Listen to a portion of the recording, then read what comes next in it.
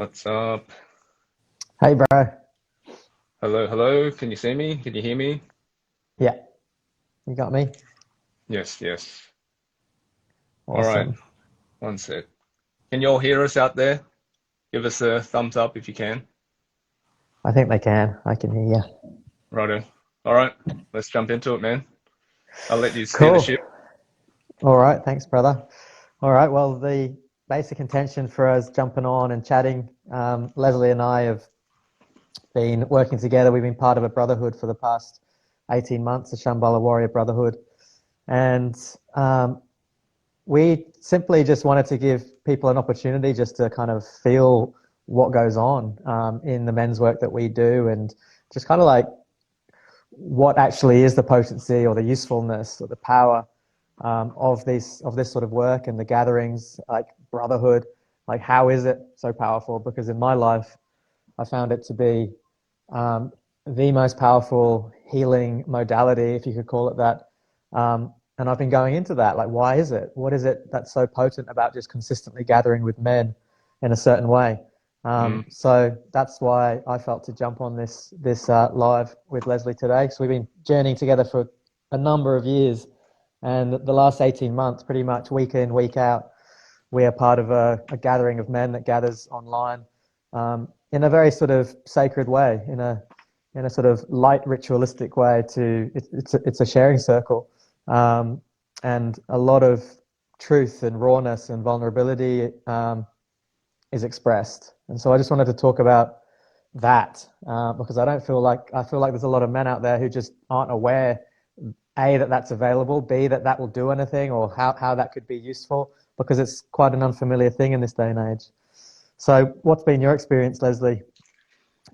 yeah, first and foremost, all of these things that you talk about, it's certainly something that is missing. And if I want to speak about it from my perspective of my experience of it, it has been. I actually didn't really know about it, you know. For the longest time, I feel like I've felt like I've tried to fit into something because I felt, without a community. Um, but then, when you step in a community of truth and you're seen and you're heard, it feels different. It feels homely, it feels like it feels right. And the way that I've been able to, flourish and step further into speaking truth, it's been chalk and cheese. It's been like a completely different experience for me. Um, so it, even whilst like journeying within the community and the brotherhood for the 18 months, I didn't really think about it. But now reflecting on it as you have,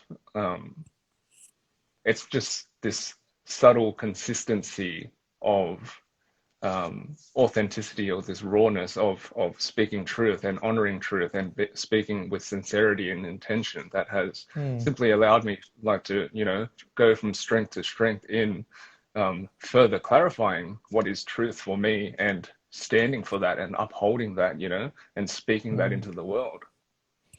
Yeah, let's take a step back, because even this sort of term "speaking truth" might be unfamiliar, and maybe it's a bit nebulous. And Mm, what are these guys talking about? mm, So let's take a step back. Like, basically, one of the containers that we consistently sit in is called a council. It's a circle. Sometimes called I like to see it as a truth circle, because it's a very simple space. And there's no agenda in this space. It's not like it's not a meeting. We're not trying to get anywhere. It's not a subject specific dialogue. We simply go around in a circle, and every single man has got an opportunity to speak from the personal experience of being a human being alive right now, and simply share what is on that man's heart, and what's actually the reality, what's the truth. And actually, yeah, so speaking truth, like, what actually is it? We've had men in there that come for the first time, and it's an unfamiliar thing. These are like foreign waters, because actually they've been conditioned their whole life to not share things that feel vulnerable, or things that are half formed, or things that kind of are in that realm of it's emotional. There's something funky going on. I don't know how to express it. And actually, what I've discovered is that there's a learned skill here, and I think that's what you're speaking about. When you first go into these containers, it seems like quite a grand invitation to share your truth. And then after a while, you begin to learn, oh, wow, this is a space where I'm actually can just share everything, just no matter, in the rawness of it. It doesn't have to be complete. It doesn't have to sound impressive. It doesn't have to sound like I've got any answers figured out. It can just be like raw and unformed. And there's actually something extremely medicinal and potent in that from Totally. many perspectives. Like, Yeah. first of all, just actually saying it aloud clears it. And then you're practicing actually like putting voice to things that are kind of like vague. You know, I've got this feeling in my heart, I've got this feeling in my stomach, I've been feeling unsettled. And you actually just got to sit there and give it voice, like actually share it, find words. And then something alchemical, magical, mystical happens, in my experience. Have you had the same experience where you've just started talking and then it's almost like your ego eventually just kind of like dims through this process? It sort of like down regulates through this process, through this invitation to vulnerability. And then you start speaking from another place, and it's almost like you start channeling from the heart or the soul.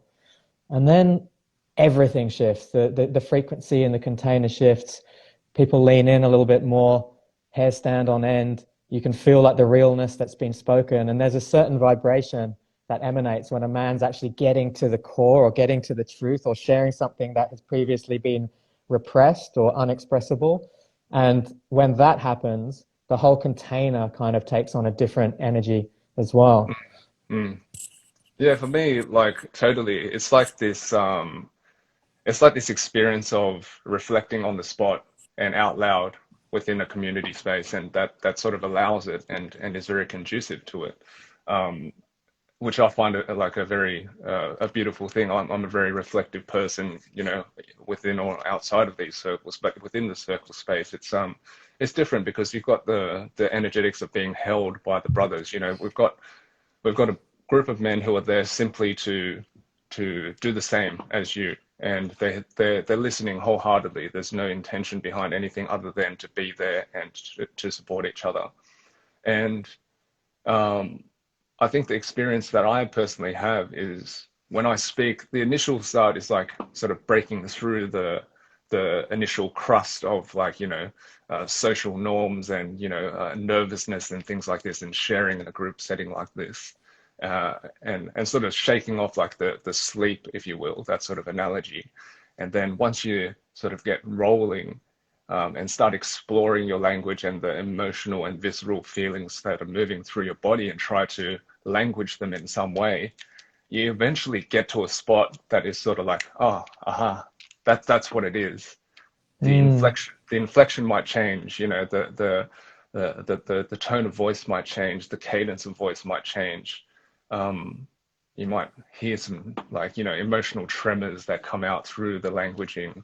Um, and mm, that's when you're able to truly connect like human to human, you know, rawness to rawness, beneath all the, you know, the layers of conditioning and ways of speaking and, you know, all these sorts of things that we've learned throughout the years of our lives. mm.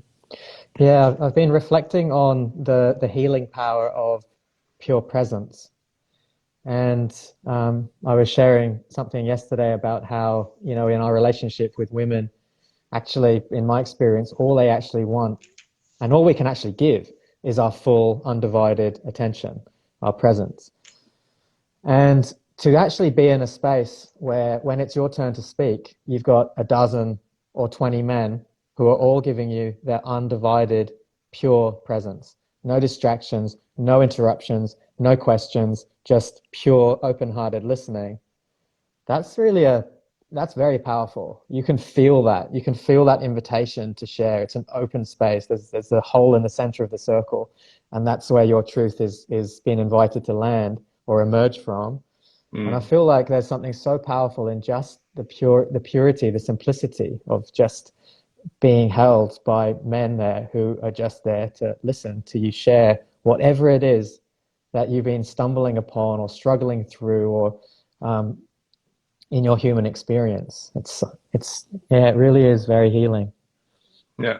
I think, like, like you said, the beauty and the depth really lies within the simplicity of it all because it's free from all the bullshit that we are told to think and feel and ways of acting and things like this, We drop all this Mm, at the door, and the simplicity of that, the rawness of and the purity of being a human in the human experience. Um, that's simple, but then when we talk about it more and more, that's where the complexities lie, and that's where again we're able to dive deeper into what it is to be like, and like um, that for me is like the foundation of human connection, like true human connection. yeah.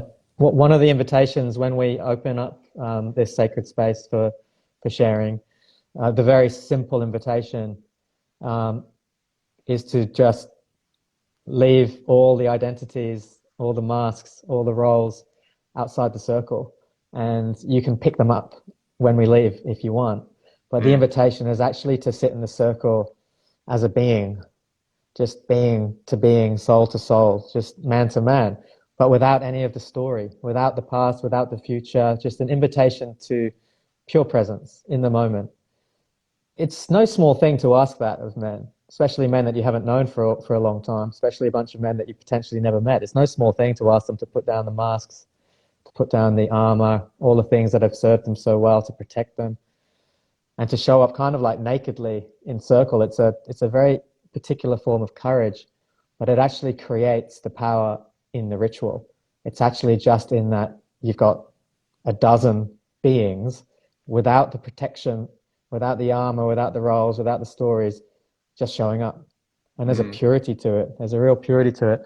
I wanted to just ask you about this phenomenon that I've experienced, where other men will share and they will, in some sort of mystical way, speak directly to the challenge or the obstacle that you're facing in your life. And it's like kind of like this synchronistic moment of like, whoa, it's this remembrance of interconnection.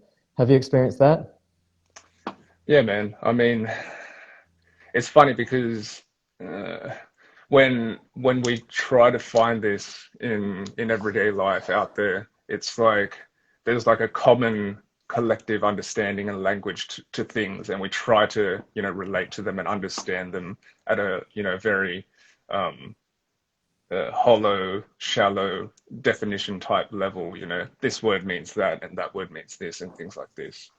Um, but when in circle, when a man speaks truth and speaks about the challenges that he experiences in life, everyday life, it doesn't matter if it's a small one or a big one, we can relate because we can feel it, past the layer of the word, not necessarily because of the word that he's speaking, but because of the way he's speaking it, you know, it's energetically there, and we can feel that emotion through that.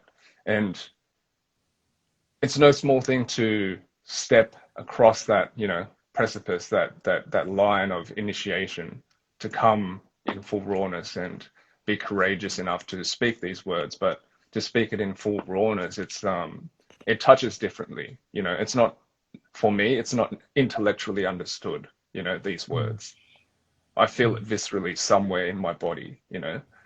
I'm like, yes, I felt that pain, sometime in my life. I relate that pain to this point in my history. You know, I know what mm, you're feeling right now. I can mm, relate to that. I can empathize. Yeah. mm. Do you feel like that before you did this sort of work, you were blocked in expressing your truth? Do you like what's that journey been for you to share more of your personal journey, which Yeah. includes like, recovering from cancer and leaving a corporate career and all sorts of amazing things that you've done. Like, did you find before that you were repressing something? Totally. Totally. I mean, I've always said that before I was diagnosed with cancer, I was always trying to pretend to be someone else because what I felt like I wanted to express as truth, I knew it wasn't something that was going to be, socially accepted in some way. I was afraid to be ostracized, Um, but cancer was the wake-up call, and even on this journey of trying to find and then express my truth in different ways, it's very difficult because um, I've always been the type of lone wolf, and I'm okay to be that. And I've always thought that I'm pointing in the right direction and walking on the path of discovering truth and honoring my truth and upholding my truth, right? Um, but when you're alone, it's you still have those old stories that attack you and will cast doubt in your mind every now and then. And, they are no small thing because they are, almost 3 decades of conditioning in your mind as to what life is and all these things that you're thinking, are representative of what your truth is. Mm, Um, they're outside of what you are taught to believe. So mm, it has been a very up and down journey, but like I said at the start, stepping into a brotherhood where people not only see and hear me, but they hold me in that truth and they encourage me to speak that further and for me to express that. Like the last 18 months, I've created more than I ever have. I've expressed more than I ever have, and I felt like I've stepped up as a leader in my own personal way. Not a mm, leader in the way that I learned how to be a leader in the corporate world or whatever. I'm simply a leader in upholding my truth and protecting that with my life. And that's a beautiful thing. Like more and more, it is becoming clearer through my expression of my truth what my truth is, and this journey continues on and continues on, and it is just only supported and buoyed by the fact that I have brothers who are walking not in front of me necessarily, but side by side. We're like mm. arm in arm. So yeah. Yeah, man. Like some of the things that have been shared in circles, obviously we're not going to talk about the content here, because that's one of the things about Circle. It's sacred, and you don't even need to talk about the code of privacy. It's so fucking obvious when you're in there. It's like it's an Mm. unspoken agreement. Like this is ritual space, and this is men's work, and this is sacred. Nothing gets shared outside there. But some of the things that I've witnessed shared in Circle, like I'm talking like 30 years of bottling up, things that have been shoved so deep down into the shame basement that they just haven't been able to be pulled out, and they've been calcified over, and they've actually caused a man to live his life from that core repression. Everything like is a reflection of actually that. And so I've witnessed so much healing, just in a man coming to a space and where he feels safe enough to just talk about what happened in his childhood, or talk about that experience in his teens that has left him feeling shameful for so long, or talk about just the thing that happened last week with his wife that he's been unable to have another space to express it to. And what I found, I think that I use the word truth and love kind of interchangeably. I think um, figures like Jesus Christ, or all these mystics and sages that have had a profound influence on humanity and have been remembered for something special for their love. Really, it was them speaking their truth. Speaking their truth is love. It's we're either speaking our truth, right, or we're speaking some sort of distortion that is fear born, right? It's kind of binary. And so Mm. you could therefore say that truth is love. And if we understand that love is what heals, we can understand how speaking truth is actually medicine. It's healing medicine. And the way that I see it is that, as you said before, you know, 42 years of conditioning for me, in all sorts of ways, from parental conditioning to education systems to media, all of it. And I get to this age where I've been shown so many different ways or ideas of masculinity, so many different Hollywood concepts of romantic love, so many entrepreneurial programs around hustling and success. And you can't even help it in this culture. but you're going to be you're going to be affected by all of these stories floating around out there, and some people are going to be more affected than others. And then at some stage in someone's life, someone enters a different container. Maybe it's an ayahuasca ceremony, maybe it's a men's circle, maybe it's just sitting with a good friend, having a cup of tea, or sitting with a beloved. And but it doesn't matter, but there's a container. And in that container, there is the invitation to actually speak from the being, the part of us that is before the conditioning, the part of us that is before we had a name, before we experienced pain, before any of it. And to actually speak and give voice to that part of ourselves, our true selves. Wow. It's almost like renegade rebel shit in this culture, such as the Totally. amount of layering of conditioning and hiding and masquerading and inflating and egotism. It's actually a fucking renegade rebel kind of move to even find a space where one is going to put down all the masks and just show up from the purity of their being. And yeah, I really have found that this is the most healing thing out there. And the reason why I'm so passionate about this work with brothers and with the circle, like I see myself as like kind of like an ambassador of the circle. It's not my invention. Our ancestors, your ancestors, everybody listening's ancestors knew the magic of sitting in circle. They understood the work that we do here. We're just like breathing life on those embers. But I've come to realize that this really is the most simple and profound way for us to actually ascend as a species, to actually go through some sort of awakening journey as a species. It's actually in us cultivating and creating spaces where we can just put down the fucking masks and just say it as it is. This is who I am. This is how I feel. This is the reality of it. Can you hold it? Will you hold it? I'll hold it for you, for yours. Come on, give it to me. And in that way, we start to actually rise up. We become more awake because all of the mask and repression is just keeping us in the shadows. And as we actually pull these things out the shadows and we shine light on them, this is actually what awakening is. This is what it is. Remembrance, awakening, whatever you want to call it. We're actually shining light on what was previously in the shadows. So this is light work, you know, if you want to use that kind of language, Mm, or it's just healing. It's just, I'm so passionate about it because I feel like we are doing really good work on behalf of the whole, on behalf of our ancestors, on behalf of our future children, but also just for ourselves. Week in, week out, week in, week out, just giving ourselves this beautiful opportunity to just like, just let go of whatever it is that we're holding. It just mm, feels so cathartic, doesn't it? totally.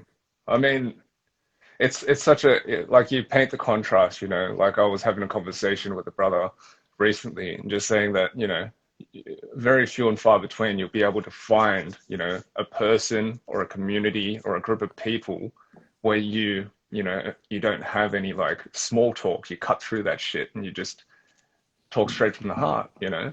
And isn't that like a sad thing that we say it's something that is few and far between that we can be able to find people that we can speak our truth to, talk like, you know, honestly and openly and you know, not have to wear the mask and the shields and the armor and all these sorts of things and really be Mm. able to, you know, heal ourselves through simple conversation, real conversation, you know. Yeah, the power is just in the communication flow. Yeah. Yeah, it's been a beautiful thing, brother. It's been a beautiful thing. So, what's happening in the background? Like, just talk a little bit about what's going on. I'll set the scene. So, for the last 18 months, Leslie and I and 22 other men have been coming together in circle in this way. And there's been such an amazing amount of growth in all of the human beings. I get messages from brothers' wives all the time, just saying things like he's transformed, he's a different father, he's a different husband. He's like what are you guys doing? And it's like, oh, it's the circle's doing the work, the brotherhood's doing the work. You know, this is just it's just what we've always had. It's our birthright, you know. But it's still a beautiful message to receive. And so what's been happening lately is that whatever it is that we're doing just wants to kind of ripple out. And I've been having these visions of like a world where every man has at least he knows that there's a spot in a circle waiting for him if he chooses to take it. You know, I kind of see these circles just like rippling out like some sort of sacred geometry, like the flower of life, where there's just these circles all around the world, just held in a humble, simple way. No bells and whistles and, you know, pretentious shit, just simple truth circles. And a man knows that he's got a spot in one if he wants it. And so what's been going on for us is that we can just feel this sort of like ripple, like wanting to come out. And yeah, we've four of the men from inside Shambhala Warrior who've been journeying for 18 months have put their hand up to lead their own circles. And it's like a pulse that's just like fractaling out into the community. And so next week, over the next few weeks, we're like opening up this space for men, and just calling them in to see if brothers are out there that are yearning for just this kind of rare space, if they can sense something healing or alchemical or something inspiring, just being part of a community, a new culture where truth is the currency, nothing more. You don't have to pretend. You don't have to like play that game anymore. You don't have to small talk. You don't have to do any of that bullshit. You can just like actually just fucking show up how you are and just speak it. Yeah, we want the men out there to know that in my heart, that's what this is all about. It's just letting men know that it's an option, that it's available for them. So yeah, that's all launching the next couple of weeks, Shambhala Warrior Brotherhood. So if there's any men out there who are frothing for this or intrigued about it, didn't know that this was possible or available, if there's women who are watching who are like, fuck, I wish my husband or the father of my kids or my boyfriend or my brother or my dad or my son could have access to a culture like this where there's just expression, and men are actually, they go through a process of learning how to emotionally express, because that's what this is. As we learn to speak our truth, we're developing emotional intelligence, we're developing deep empathy, we're developing the capacity to come into the heart and to actually feel. And for many men, this has actually been, there's been so much like pain and trauma and repression, and just like that so many of us have just like calcified or hardened around our feeling centers. And so many men just live from the shoulders up, just like thinking, planning, strategizing, futurizing, worrying, building, creating, conquering. And as one develops the capacity to become emotionally intelligent and aware, all of these other superpowers start to become available and online, and we start to actually learn that we are far more than thinking, robotic, human doing creatures. We are actually wild beings, like wild creatures, and we have this innate intelligence that manifests through intuition, and it manifests through like subtle, like sensory, nuanced kind of like feelings and intuitions and synchronistic kind of knowings. And this is something that I feel like the brotherhood of man, it's almost like, it feels like it's been bred out of manhood. You know, women have the womb, women are known to have this, the sisters I'm around have this kind of like witchy kind of like power to them. And now the men that I'm around, I'm seeing that they have this wizardry kind of like power to them as well. And that's because they're learning how to just develop this emotional intelligence. It feels like we're surrounded by wizards, doesn't it? Like Yeah. there's so much like mystical, intuitive intelligence that just flows through our containers. And you're just like, it's just like mic drop central. Just guys like just sharing their truth. And it's like, fuck, where did that come from? That is gold. Isn't that what you found? Absolutely. I mean, you hit the nail on the head, mate. I mean, you look out there and, you think about the state of the world, and it has been built by a certain archetype of man. And I feel like we're at a tipping point. We've sort of come to a point where we've opened up to this stage where it, we understand what's going on out there. We may have taken a few missteps as a people, as a humanity, led by this model of man, and it's fine. We had certain ideals and things like this. It's not a judgment on what a typical archetype of man is, but it's just the understanding and awareness that we may have taken a few missteps in breeding what we are today, and this is the way forward. What do you want your children to be? What do you want your grandchildren to be? What do you want the future culture of man to represent out in the world? And I feel like we are simply fostering that culture within this brotherhood, and trying to just bring some sincerity into the world, you know. Sincerity is no Totally. small thing. Like, sincerity is something that is sort of like, people look at it weird, you know, when you're sincere, which is so silly to me, you know. When you do something nice, people look at you funny, like, what do you want from me? Things like this. You get those sort of weird, like, Mm, but this is what we're trying to bring back. Like you said, we've bred away this sincerity, this connection to something that is more than, you know, just this black and white robotic, you know, mm, humanoid. We've bred away this, you know, the knowing and connection to something more than mm, who we are, what we understand, something divine, you know. mm, And like you said, this is what men who are connected to some sort of divinity mm, can look like and feel like. mm, They are like wizards. They are powerful. They stand differently. They exude a different energy. You know. mm, mm. Yeah, I wanted to just briefly speak about, well, there's a word that's been used quite a lot over the past 5 years, right, 10 years, this word patriarchy, patriarchy. Um, I wish we could actually find a new word for it. I'll come to that. The word, the etymology of patriarchy is patron, which actually means father in Greek. So patriarchy actually is like, you could say, a model in which the essence of fatherhood is imbued, which isn't what most people are meaning when they talk about patriarchy. What most people are meaning when they talk about patriarchy is how we have a system um, in which the the deep currents of the divine feminine have not been honored, and so there's been a gross imbalance created both in the hearts of individuals, but also as a culture. And so certain like masculine characteristics or traits have lost their center and become more of the driving force on a cultural level. Things like domination and force and penetration and conquering and claiming and owning. And these are all the sort of tenets of a colonial capitalistic culture that we see out there and that we see actually like leading this planet, you know, destroying this earth that we're on, and also leading to a tragic situation where, you know, 1 in 4 women in our culture will experience sexual abuse, like shocking things. You know, the state of the world, most internet traffic is pornography, hardcore pornography. 13-year-old boys, 10-year-old boys getting addicted to hardcore pornography, just things like this. And, you know, if we swim upstream, we're going to find human cultures that were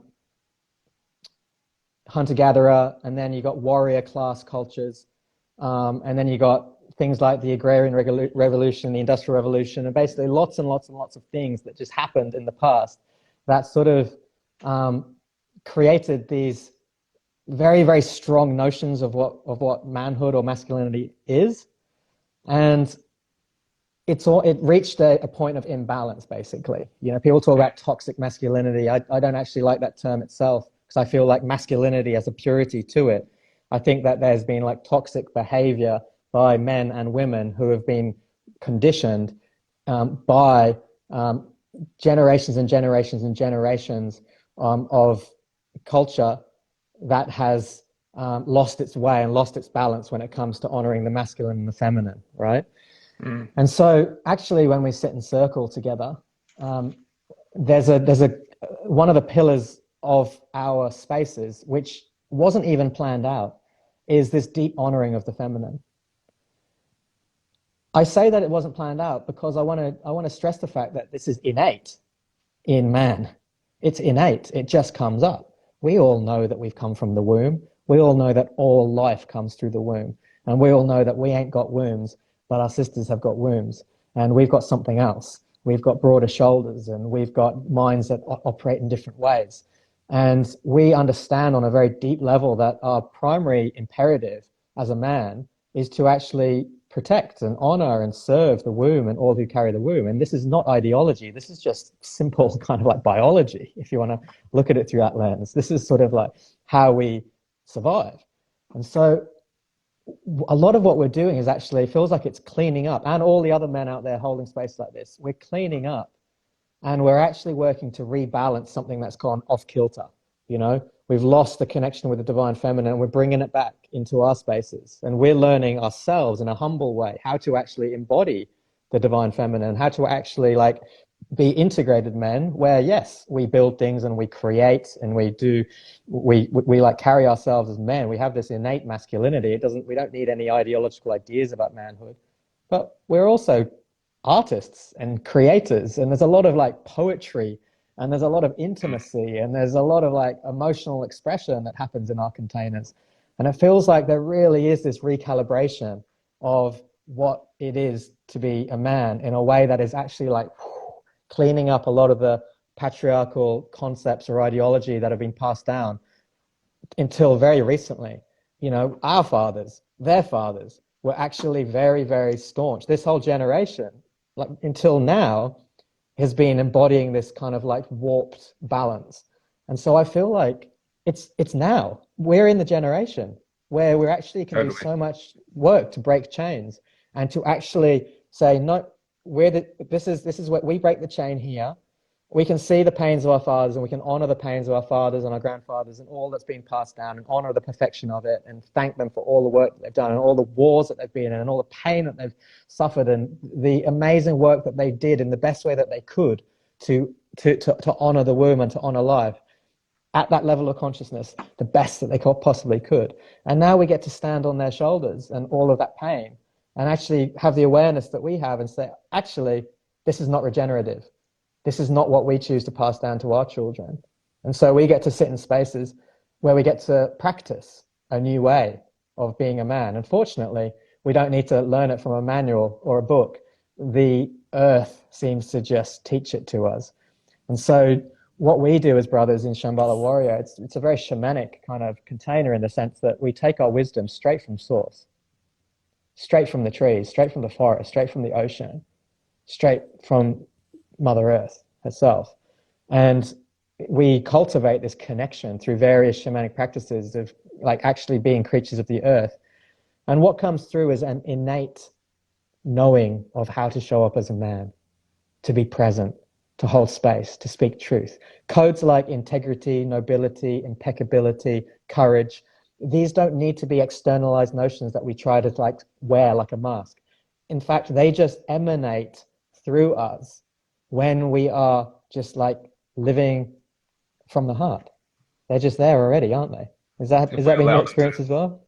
Yeah, if we allow them, if we simply allow, you know, like the way that I sort of think about it personally is just giving yourself space to, in order to allow the innate intelligence within you that speaks through the earth, so that speaks through, you know, nature, to utilize you as a conduit for whatever message that you need to convey in this world, in this lifetime. You know, you must simply get out of your own way.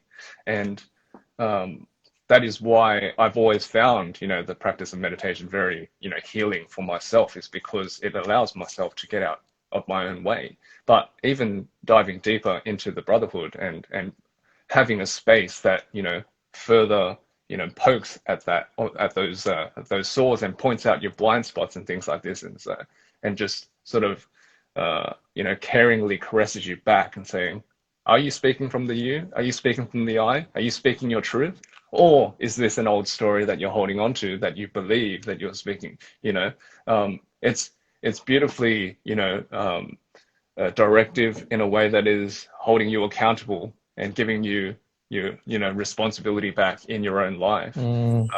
which is like, again, it sounds like small, but it is like such a transformational thing, you know.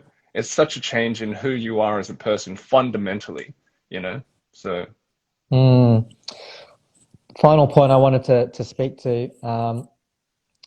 Like I've always had brothers, like in my life, like literally, like Taro, 3 years older than me, like best big brother in the whole universe.